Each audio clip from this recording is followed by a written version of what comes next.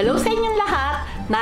Narito na naman si Mami Essie para mag-share na naman sa inyo ng isang recipe.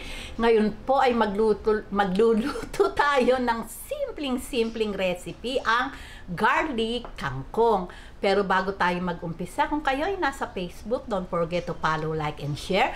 At kung nasa YouTube naman po, wag lang kalimutang mag-subscribe at pindutin ang bell button para lagi kayong updated sa ating mga bagong video. Ngayon, narito po ang ating mga kakailanganing sangkap. Gagamit po tayo syempre ng kangkong. 2 tali po ito. Tinanggal po natin yung dahon. At heto naman po yung kanyang tangkay. Ginayat lang po natin ng maliliit na ganito hanggang sa malambot na party lang po.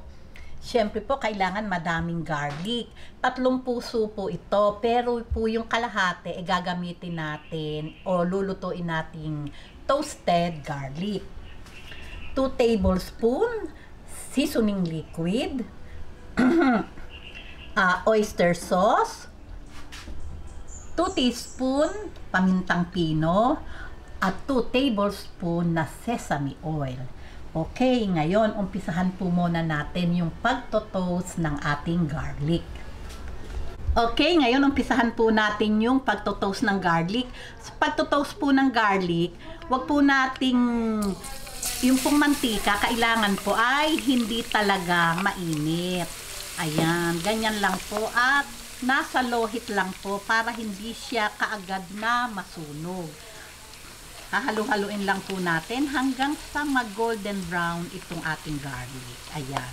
Low heat lang po yung ating apoy para po talagang crunchy itong ating garlic. Ayan. Ayan. Pagka po ganitong golden brown na o light brown at talaga naman pong crunchy na, hahanguin na po natin.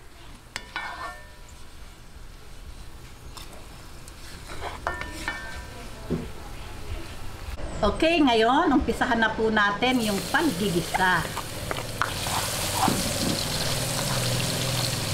Ayan, yung pong ating pinaggisahan, yung pong pinag-toasted na natin ng garlic, kaya po talaga namang napakabango.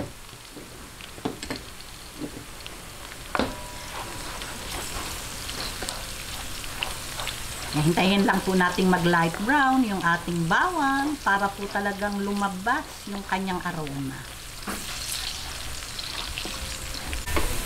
Ngayon, lagay po natin itong ating oyster. Ayan, itong ating paminta. Itong ating liquid seasoning.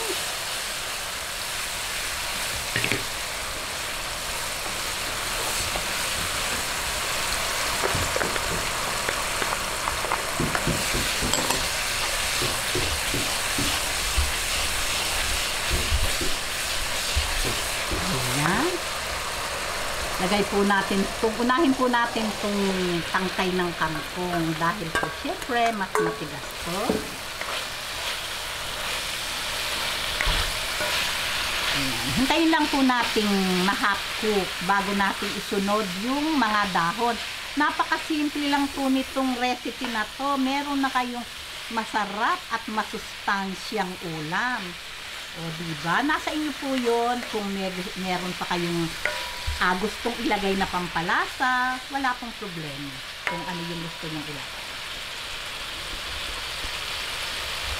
Ayan, pagka po ganitong malambot na yung ating tangkay ng kangkong, lalagay na po natin itong ating mga dahon. Kasi po madaling lutuin po.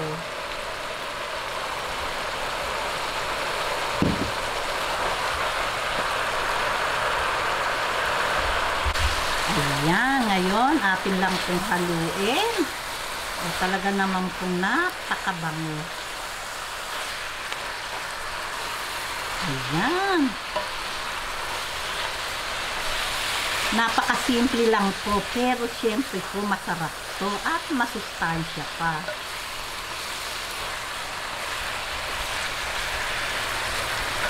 O di po ba, pagka tayo kumakain sa Chinese restaurant, lagi po talaga tayo umo-order nitong garlic kangkong.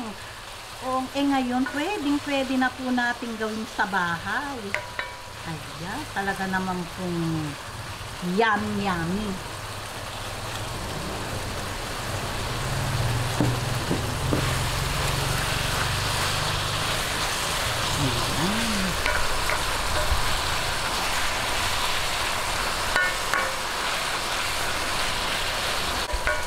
Ayan, okay na po ito. Patayin na po natin ang ating apoy at ready na po ito para sa ating masarap na pananghalian.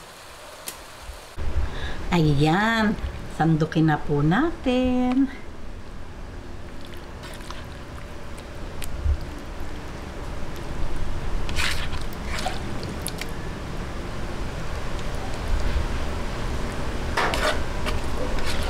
Ayan, ngayon, lagyan po natin ng sesame oil para lalong sumarap.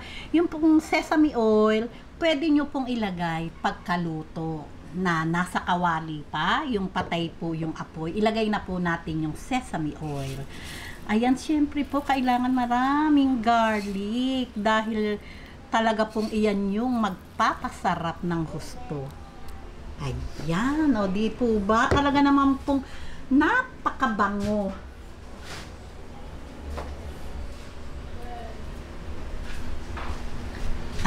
Ayan, heto na po ang ating napakasarap na garlic kangkong.